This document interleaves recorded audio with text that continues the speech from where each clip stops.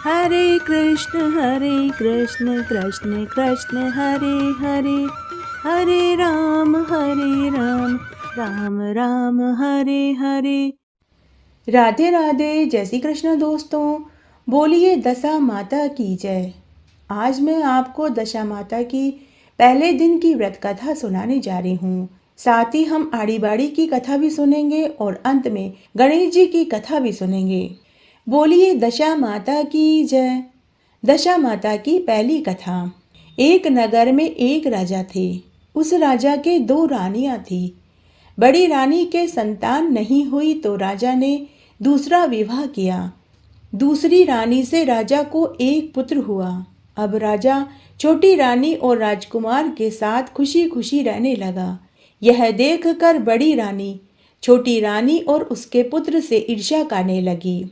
एक दिन बड़ी रानी ने मन ही मन सोचा कि क्यों न मैं इस छोटी रानी के पुत्र को ही मार दूं, ताकि न रहे बांस न बजेगी बांसुरी। तब एक दिन जब राजकुमार बड़ी रानी के महल में खेल रहा था तो बड़ी रानी ने राजकुमार के गले में एक जहरीला सांप डाल दिया। छोटी रानी दशा माता का व्रत करती थी। वह पुत्र भी दशा माता की कृपा से ही उसे प्राप्त हुआ था। तब दशा माता की कृपा से राजकुमार के गले में पड़ा हुआ सर्प बिना नुकसान पहुंचाए ही चुपचाप चला गया। दूसरे दिन बड़ी रानी ने लड्डू में जहर मिलाकर राजकुमार को खाने को दे दिया। राजकुमार जैसे ही जहरीला लड्डू खाने लगा तो दशा माता एक दासी का रूप धारण करके वहां आई और राजकुमार के हाथ से लड्डू छीन कर फेंक दिया। बड़ी रानी के दो दो बार खाली चले गए। बड़ी रानी को बड़ी चिंता हुई कि इस राजकुमार को किस तरह मारूं। तीसरे दिन जब राजकुमार बड़ी रानी के आंगन में खेल रहा था तो बड़ी रानी ने उसे उठाकर आंगन के कुएं में ढकेल दिया। चूंकि वह कुआं बड़ी रानी के आंगन में बना हुआ था, इसलिए किसी को भी पता नहीं चला कि राजकुमार कहाँ चला गया। लेकिन जैसे ही बड़ी रानी ने राजकुमार को कुएं में धकेला तो दशा माता ने उसे बीच में ही झेल लिया। इधर दोपहर हो जाने पर राजकुमार के न लौटने पर राजा व छोटी रानी को चिंता सताने लगी। उधर दशा माता को भी इस बात की चिंता फिक्र होने लगी कि राजकुमार को उसके माता पिता के पास किस प्रकार पहुंचाया जाए। राजकुमार को तलाश करने के लिए सभी कर्मचारी, नौकर, सिपाही पूरी नगरी में ढूंढने लगे, लेकिन राजकुमार का कहीं भी अता पता नहीं चला। राजा व छोटी रानी पुत्र शोक में रोने लगे। तब दशा माता ने एक भिखारी का वेश बनाया और राजकुमार को गले से लगाकर छोटी रानी के महल के दरवाजे पर पहुंच गई और वहां जाकर वह भिक्षा मांगने लगी। उसने राजकुमार को शॉल में छिपा रखा था। तब सिपाहियों ने भिखारी वेश में दशा माता को दुत्कारते हुए कहा कि अरे, तुझे तो भिक्षा की पड़ी है और हमारा राजकुमार खो गया है। 3 दिन से महल में किसी ने भी भोजन नहीं खाया।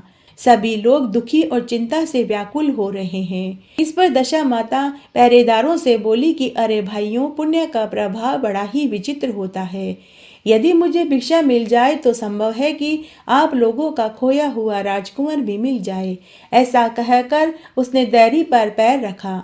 सिपाहियों ने उन्हें आगे बढ़ने से रोका। उसी समय दशा माता ने राजकुमार का पैर वस्त्र से बाहर कर दिया। सिपाहियों ने समझा कि कुंवर अभी इसके हाथों में है, इसलिए इसे अंदर जाने देते हैं। न मालूम यह कुंवर को कोई नुकसान न पहुंचा दे।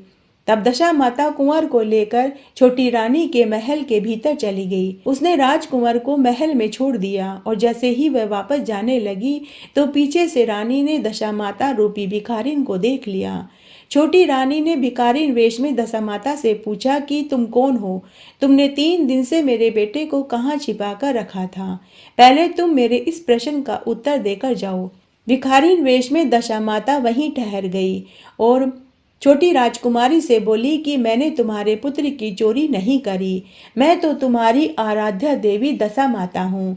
मैं तुम्हें सावधान करने आई हूँ कि बड़ी रानी तुमसे और तुम्हारे पुत्र से ईर्ष्या करती है।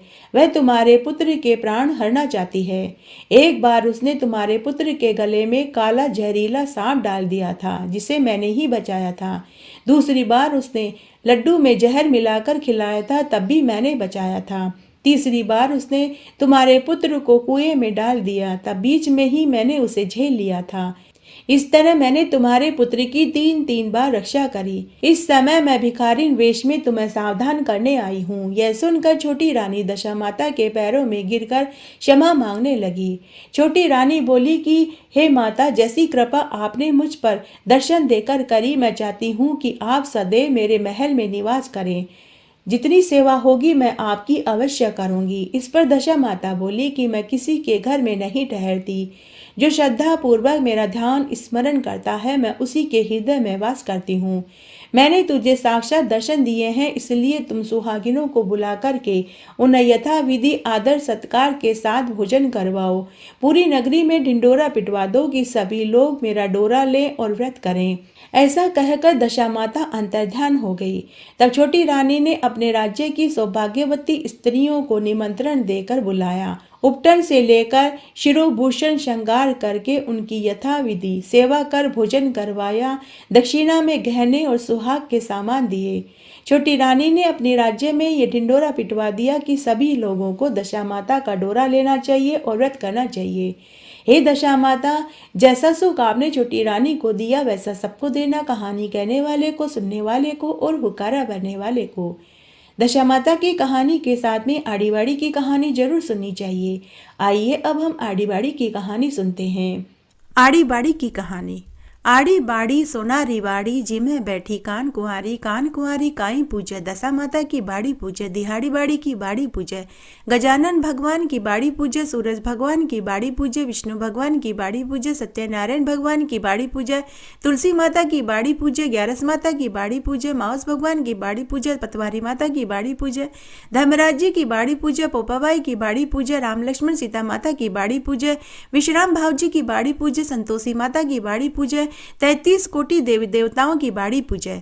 बाड़ी पूजे से काई होवे, अन्न होवे, धन होवे, लाज होवे, लक्ष्मी होवे, लाभ होवे, रिद्धि होवे, सिद्धि होवे, साईं जी को साथ होवे, पुता को परिवार होवे, दोइता होवे, पोता होवे, दोइता के लिए खीरखांड रांधे, पोता बहू के लिए राबड़ी रांधे, खाटी लागे राबड़ी, मीठी लागे खीर, चढ़ी चढ़ाई लेखी आवे, गोरी ढूंढ विनायक, ढूंढना भरा भांडना, सोना का ढाकना, रिमता जिमता, दूध में रांध्या बहू परोस, सासू जी में सासू परोस, बहू जी में सासू खाटल्या बहू पाटल्या, मंदरिया मंदराली बात, गले टका का हार, आ बात कटे की है, अमूल्या की डाल की कवे, सरोवर की पाल की कवे, अन्न के आटे की कवे, जल के लोटे की कवे, तुलसी के क्यारे की कवे, चार भाई बहन की कवे, जो मिले तो नगन नगर न बन पावे तो 12 मन का लाडू करे, 12 मन का लाडू न बन पावे तो 6 मन का लाडू करे, 6 मन का लाडू न बन पावे तो 1.5 मन का लाडू करे, 1.5 मन का लाडू न बन पावे तो 1 मन का लाडू करे, 1 मन का लाडू न बन पावे तो 12 महीने की बात लेकर 12 सेर का लाडू करे, 6 महीने की बात लेकर 6 सेर का लाडू करे, 12 सेर में 3 सेर गुड़, 3 सेर घी, 6 सेर आटा लेकर 12 मन का 12 लाडू करे।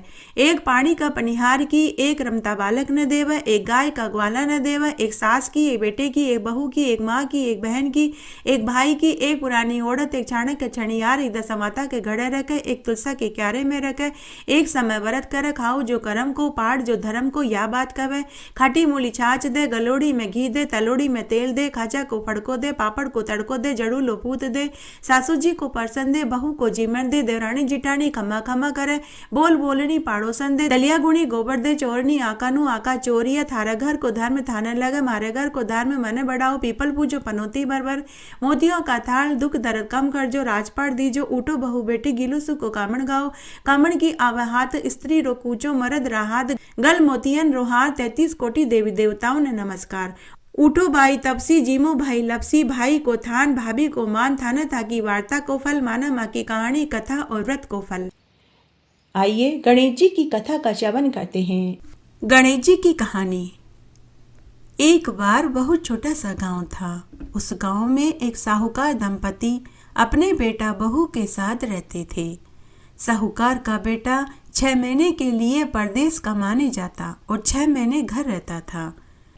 साहूकार का बेटा 6 महीने के लिए परदेश कमाने जाता और खूब सारा धन कमा कर लाता, फिर अगले 6 महीने वह घर ही रहता था। साहूकार के बेटे की बहू सभी वार त्योहार के व्रत करती और गांव की औरतों के पास बैठकर कथा कहानियां सुनती थी। साहूकार के बेटे की बहू सभी देवी देवताओं की कहानियां सुनती, लेकिन जैसे ही गणेश जी की कहानी सुनने का समय आता तो वह घाघरा झड़क कर खड़ी हो जाती और कहती कि घर पर बहुत काम पड़ा है। इस तरह वह गणेश जी की कहानी सुनती ही नहीं थी। उसके इस बर्ताव से गणेश जी भगवान उससे रुष्ट हो गए। गणेश भगवान ने सोचा कि इस साहूकार के बेटे की बहू को तो चटका दिखाना ही पड़ेगा। यह वार त्योहार पर सभी देवी देवताओं की कथा कहानियां सुनती है, लेकिन जैसे ही मेरी कहानी सुनने का समय आता है तो ये उठकर खड़ी हो जाती है। तब भगवान गणेश जी ने उसे सबक सिखाना चाहा। तब एक बार की बात है, साहूकार का बेटा 6 महीने के बाद परदेश से कमाकर घर लौटा तो वह सबके लिए कुछ न कुछ उपहार लाया था। तब वह अपनी पत्नी के लिए मखमल की कांचली लेकर आया। उसे देखकर उसकी पत्नी बहुत खुश हुई। दूसरे दिन साहूकार का बेटा जल्दी उठ गया, लेकिन घर का नौकर शॉल ओढ़कर सो रहा था।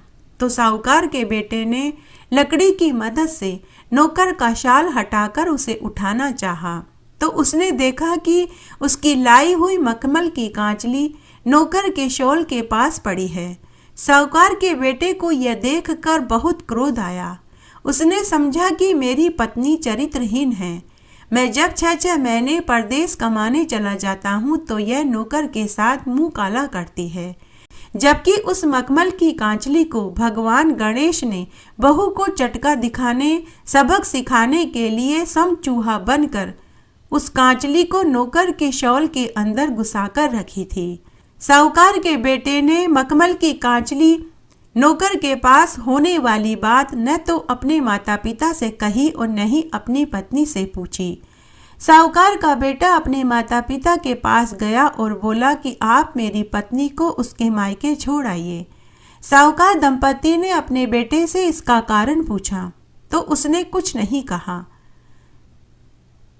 सिर्फ इतना कहा कि जब तक आप मेरी पत्नी को उसके मायके छोड़कर के नहीं आएंगे तब तक मैं अन्न जल ग्रहण नहीं करूंगा। साहूकार दंपति ने अपने बेटे से इसका कारण पूछा तो उसने कुछ नहीं कहा। तब साहूकार बोला कि बेटा, बहू के माता पिता इसका कारण पूछेंगे तो मैं उन्हें क्या उत्तर दूंगा। तो बेटा बोला कि मैं कुछ नहीं जानता, लेकिन जब तक आप इसको इसके मायके में छोड़कर नहीं आएंगे तब तक मैं अन्न जल ग्रहण नहीं करूंगा। साहूकार दंपति ने अपने बेटे को बहुत समझाया, लेकिन बेटा नहीं माना। साहूकार दंपति ने बेटे से कहा कि बेटा, अगर तुम दोनों में कोई लड़ाई झगड़ा हो गया है तो बैठ कर के सुलझा लो।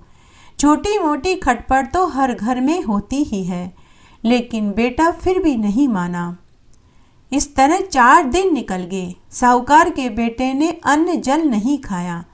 तब साहूकारनी अपने पति से बोली कि सुनो जी, आप बहू को उसके मायके में छोड़ आइए। मेरे बेटे ने 4 दिन से अन्न जल नहीं खाया पिया। मेरा बेटा 4 दिन से भूखा प्यासा है। तब साहूकार अपने बेटे की बहू को लेकर उसके मायके छोड़ने पैदल पैदल चल दिया। उस जमाने में एक स्थान से दूसरे स्थान पर जाना होता था तो या तो पैदल पैदल जाते थे या फिर किसी बैलगाड़ी या ऊंट गाड़ी पर जाते थे। साहूकार अपने बेटे की बहू को पैदल पैदल ले जा रहा था। चलते चलते सुबह से दोपहर और दोपहर से रात हो गई। तब रास्ते में गणेश भगवान का मंदिर आया तो ससुर ने बहू से कहा कि बहू, आज की रात हम मंदिर में ही गुजारेंगे, सुबह होने पर हम आगे चलेंगे। ऐसा करो, तुम मंदिर के भीतर सो जाओ, मैं मंदिर के बाहर सीढ़ियों पर सो जाता हूँ। बहू को माता पिता से मिलने की बहुत खुशी थी, अतः उसे सोते ही नींद आ गई। लेकिन साहूकार को नींद नहीं आ रही थी। वह बार बार यही सोच रहा था कि बहू के माता पिता पूछेंगे कि बहू को क्यों छोड़कर जा रहे हो, तो मैं उन्हें क्या जवाब दूंगा। कि तभी साहूकार को किसी के बोलने की आवाजें सुनाई दी। गणेश भगवान अपनी सवारी मूषक से बातें कर रहे थे। मूषक राज कह रहा था कि हे गणेश भगवान, आज आपके मंदिर में दूर दूर के यात्री आए हैं। तो गणेश भगवान बोले कि काहे के यात्री, इस साहूकार के बेटे की बहू को तो मैंने ही सबक सिखाया है।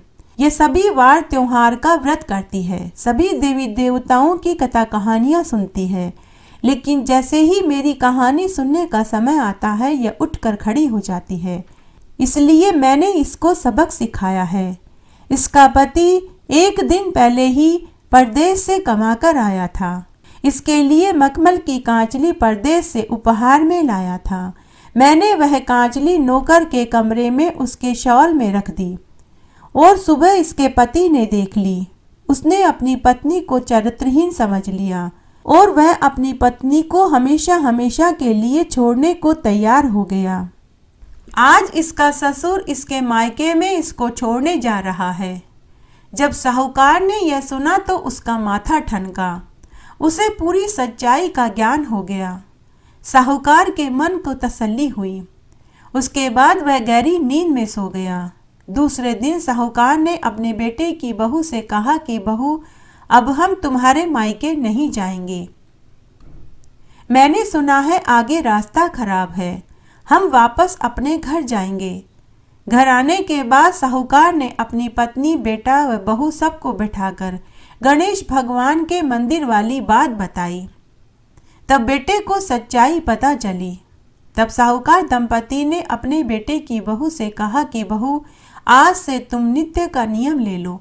तुम रोज स्नान आदि करने के बाद गणेश जी की कहानी सुनोगी और गणेश जी की पूजा करोगी। उसके बाद ही तुम अन्न जल ग्रहण करोगी और हर बुधवार और गणेश चौथ का व्रत करोगी और हर वार त्योहार पर सभी कथा कहानियों के साथ में गणेश जी की कहानी जरूर सुनोगी और रोज भोजन बनाने के बाद चूल्हे में से अंगीरा निकालकर गणेश जी के सबसे पहले भोग लगाओगी।